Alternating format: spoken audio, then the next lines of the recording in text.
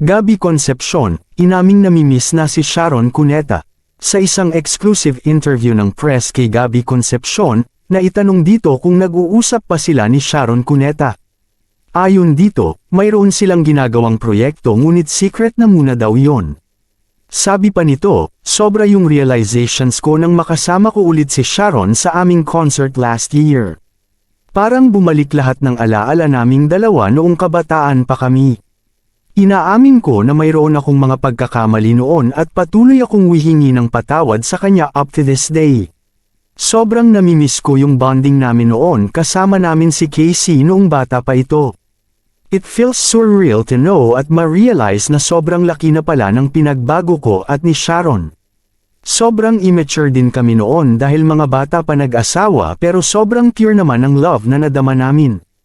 Kaya nga nagkaroon kami ng Casey kasi yun yung pinag-arap namin. Masaya talaga akong makita silang dalawa ngayon at parang nag-reconnect yung mga buhay namin. I'm always here for Casey naman at siya pa rin ang aking baby girl, walang magbabago doon.